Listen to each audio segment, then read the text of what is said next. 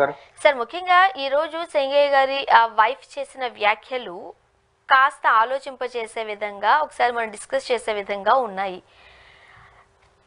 వెంటనే హాస్పిటల్కి తీసుకుని వెళ్ళి ఉంటే బాగుండేది, లేకపోతే దారి మధ్యలో ఏదో జరిగే ఉండే అవకాశం ఉంది అన్నట్టుగా తన వ్యాఖ్యలు మనం చూస్తూ ఉన్నాం.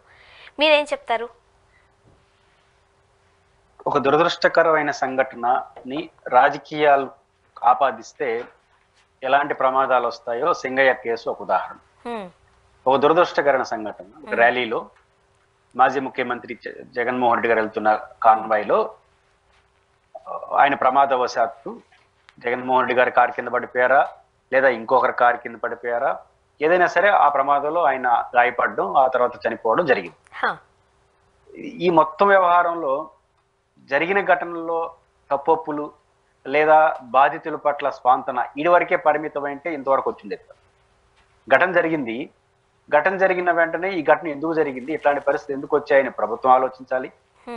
ఇట్లాంటి ఘటనలు వాళ్ళు నిజంగా వైసీపీకి జరుగుతుంటే వైసీపీ వాళ్ళు ఆలోచించుకో. ఇంతవరకే పరిమితం అంటే సరిపోయింది. ఏం చేశారు? ఆ కారు కింద పడిపోయిన దాన్ని ఎందుకు కారు కింద పడిపోయారో ప్రభుత్వం ఆలోచించున్నారు. ఎందుకు పడిపోయి ఉంటే ప్రభుత్వం చెప్పినట్టే గాని, అంటే పోలీసులు చెప్తున్నట్టుగా పడిపోయి ఉంటే కారు కింద ఏ పరిస్థితిలో పడిపోయారు? ఏ పరిస్థితిలో పడిపోయారు? జగన్మోహన్ రెడ్డి గారు ఒక మాస్ లీడర్, మాజీ ముఖ్యమంత్రి, వేలాది మందితో ర్యాలీగా పోతున్నాడు. ర్యాలీగా పోతున్నప్పుడు ఒక ప్రజానాయకుడు మాజీ ముఖ్యమంత్రి పైన చూడాలని వాళ్ళ పార్టీ కార్యకర్తలు ఎగబడతారు. ఇట్లాంటి వచ్చేటప్పుడు దీన్ని కంట్రోల్ చేయడం కోసం ఒక రోప్ పార్టీ, జరుగుతున్న పరిణామాల్ని ఎప్పటికప్పుడు రికార్డ్ చేయడం కోసం ఒక వీడియో రికార్డింగ్, ఒక చిన్న ధర్నా జరిగినా వీడియో రికార్డు చేస్తారు. అలాంటి జగన్మోహన్ రెడ్డి కారు చుట్టూ వీడియో రికార్డింగ్, ఈ రెండు ప్రభుత్వ వ్యవస్థ పోలీసులు చేస్తుండాల్సింది. చేయలేదని నేను అన్నాను, కానీ మీరు కోర్టులో వాదనలు చేస్తుంటే చేయలేదనిపిస్తాం. మనం ఆరోపించడం కాదు. మీరు కోర్టులో ఏం చెప్పారు? సోషల్ మీడియాలో వచ్చినటువంటి పోస్ట్ ఆధారంగా కేసు పెట్టామని చెప్పారు. ఇది ఆ యాక్సిడెంట్ అంటే జగన్మోహన్ గారి కారు సింగయ్య తల మీద ఎక్కేసేట్టుగా యాక్సిడెంట్ జరిగినట్టుగా. దానిపైన అంటే అవసరం వచ్చింది అసలు వీడియో రికార్డ్ చేస్తుంటే మీ వీడియో రికార్డ్ని కోర్టుకి హాజరుపరుచుంటే సరిపోయింది, చూపించుంటే సరిపోయింది. రెండు, రోప్ పార్టీ ఉంటే అసలు అతను పడిపోయినాడు. అంటే ప్రభుత్వం వైఫల్యం ఎక్కడ జరిగిందో చూసుకోవాల్సిన వ్యవస్థ, దాంట్లో జరిగిన ఘటన నుంచి జగన్కి ఎట్ట ఆపాదిద్దామా, జగన్మోహన్ రెడ్డి గారి మీద రాజకీయంగా ఎట్ట చుట్టుదామా, అసలు చట్టం ఒప్పుకుంటుందా, సెక్షన్లు ఒప్పుకుంటుందా, ఇవేమీ లేదు. ఏకంగా 105, 106 అంటే ఇంటెన్షనల్ గా జగన్మోహన్ రెడ్డి గారు సింగయ్యని యాక్సిడెంట్ చేయడానికి, టార్గెట్ చేయడానికి, గాయపరచడానికి సిద్ధపడిపోయినాడు. ఆ క్రమంలో ఆయన చనిపోయినాడు. ఇది మనం చెప్పదలుచుకుంది. ఇట్లాంటి పరిస్థితి వచ్చినప్పుడు అన్ని అనుమానాలు వస్తాయిగా. ఇప్పుడు సింగయ్య సతీమణి చెప్పింది నిజము అబద్ధం మనకు తెలియదు, అది పోలీసులే సమాధానం చెప్పాలి. ఇక్కడ మనకు ఆధారాలు లేకుండా మాట్లాడలేదు. బట్ ఆమె అనుమానాలు చెప్పడానికైతే కారణాలు ఉన్నాయి కదా.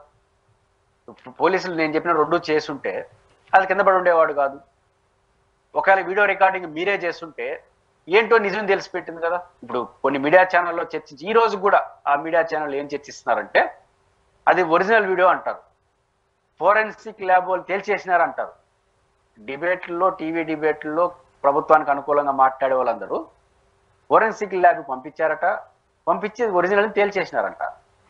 కానీ తమాషా ఏంటంటే పోలీసులు నిన్న కోర్టుకి ఏం చెప్పినారు? సోషల్ మీడియాలో వచ్చిన వీడియోని డౌన్లోడ్ చేసుకొని కేసు పెట్టాం, దీన్ని పూర్తిగా విచారించడానికి ఆ సోషల్ మీడియాలో పెట్టిన సగటు వ్యక్తులు సహకరించట్లేదు, ముందుకు రావట్లేదు. కోర్టుకేమో ఇది చెప్తారు, బయట వచ్చేమో అది ఫోరెన్సిక్ ల్యాబ్ పంపించేసినాము, అది తేలిపోయిందని బయట మాట్లాడతారు. ఈ డ్యూయల్ రోల్ వల్ల అనుమానం వస్తుందా రాదా? కాబట్టి ఇప్పుడు సోషల్ మీడియాలో సార్, ఇప్పుడు మనం ఒక వ్యక్తి మనం బయటికి వెళ్తుంటేనే ఒక 4 ఫోటోలు, ఒకే 2-3 వీడియోలు తీసుకునే పరిస్థితి. ఇప్పుడు సెలబ్రిటీలు, ముఖ్యంగా రాజకీయ నాయకులు బయటకు వెళ్తున్నప్పుడు ఫోటోలు, కెమెరాలు లేకుండా ఎవరు బయటకు వెళ్లే పరిస్థితి కనిపించడం లేదు. అంతగా కవరేజ్ ఇచ్చుకుంటున్నారు ఏ మీడియాకి సంబంధించిన వాళ్ళే. ఇప్పుడు ఎప్పుడైతే సింగయ్య గారికి సంబంధించిన ఒక ఇష్యూ నడిచిందో అప్పుడు మనకి వెంటనే ఫుటేజ్ ఏం దొరకలేదు. ఆఫ్టర్ 3 డేసే వీడియోస్, ఫొటోస్ బయటకు వచ్చాయని అన్నారు. సో అప్పుడే కదా అనుమానం వ్యక్తం చేశారు జగన్మోహన్ రెడ్డి గారి తరపున లాయర్, మేబీ ఏఐ కూడా అయ్యుండే అవకాశాలు ఉన్నాయి అని. అంటే మనం ఈ దారిలో చూసినప్పుడు ఎట్లా చెప్పాలి మరి? ఈ మధ్యకాలంలో ఈ ఆర్టిఫిషియల్ ఇంటెలిజెన్స్ యాడికి వెళ్ళిందంటే, హైదరాబాద్ సెంట్రల్ యూనివర్సిటీ ఉంది కదా, దాంట్లో ఆ భూమి ప్రభుత్వం తీసుకుంటారనే చర్చ వచ్చినప్పుడు బాగా తెలివైన మీలాంటి ఒక సోషల్ యాక్టివిస్ట్గా ఉండేవాళ్ళు వాళ్ళు ఫేస్బుక్ లో ఏఐని ఉపయోగించుకొని ఒక ఆర్ట్ ఏంటంటే ప్రొక్లైన్లు ఇవన్నీ వస్తా ఉన్నట్టు జింకలు అవన్నీ ఎగిరి భయభ్రాంతులు గురేటిగా ఎవరు చూసినా ఇంత భయభ్రాంతులా అనేటిగా ఆ వీడియో ఆ ఫోటో ఉంది ఏఐని ఉపయోగించి చేసేసినారు. అది కోర్టు వరకు పోయింది వ్యవహారం. ఇంత దారుణం అని జుడిషియల్ భావించి చివరకు కేంద్ర మంత్రి ఒక ఆయన దీన్నే ట్వీట్ చేసినాడు ఈ ఫోటోగ్రఫీ దృష్టిలో. చివరకు మళ్ళీ గవర్నమెంట్ ఆఫ్ తెలంగాణ వాళ్ళు ఇంటెలిజెన్స్ వాళ్ళు చూస్తే ఇది ఏ అయింది అంటే మొత్తం వ్యవస్థని కతలాకుతలం చేసేసింది ఆ ఫోటో.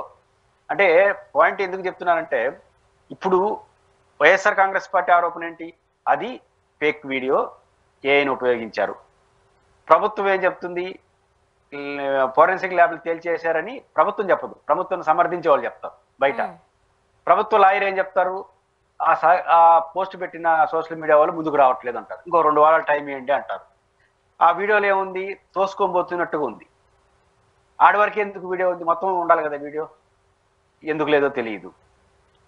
తర్వాత సింగయ్య గారి భార్య చెప్తున్నది ఏంటి, యాక్సిడెంట్ జరిగిన తర్వాత నాతో ఫోన్లో మాట్లాడాడు, ఇవన్నీ జరిగినాయి. ఆ తర్వాత హాస్పిటల్కి తీసుకెళ్ళాడు, మధ్యలో ఏదో జరిగిపోయింది. ఆ వైసీపీ వాళ్ళు పోతారంటే వాళ్ళు వద్దని పోలీసులు తీసుకెళ్లారట, కాబట్టి ఏదో జరిగిపోయిందని ఆమె ఆరోపిస్తా ఉంది. ఎవరిని నమ్మాలి ఇక్కడ? భావితురాలు అలా చెప్తుంది, రాజకీయాల్లో ఇట్లా మాట్లాడుతున్నారు, కోర్టులో కేసు అట్టబెడతారు. ఇవన్నీ చూసినప్పుడు వ్యవస్థల పైన పార్టీల పైన జరుగుతున్న ఘటన అపనమ్మకం వస్తుంది ప్రజలకి. ఇప్పుడు ఇంత సంక్లిష్టంగా ఈ కేసు మారిపోయింది కాబట్టి ఇంత గజిబిజిగా నాలాంటి వాళ్ళు చేసే డిమాండ్ ఏంటంటే దీని మొత్తం జ్యుడిషియల్ ఎంక్వైరీ చేయండి. కేంద్ర ప్రభుత్వం రాష్ట్ర ప్రభుత్వం వదిలేయండి, ఏం జరిగింది, ఎవరు బాధ్యులు, ప్రభుత్వం ముందుకు రావాలి, వైసీపీ కూడా ముందుకు రావాలి. జ్యుడిషియల్ ఎంక్వైరీ జరిగి ఘటన ఎట్ట జరిగింది, దీనికి బాధ్యులు ఎవరు, ఎవరైతే వాళ్ళపైన కఠినమైన చర్యలు తీసుకోండి. ఒక మరణాన్ని, ఒక దురదృష్టకరంగా చావును కూడా రాజకీయాలకు ఉపయోగించుకుంటే ఇంక వ్యవస్థ మీద ఎట్లా నమ్మకం వస్తుంది?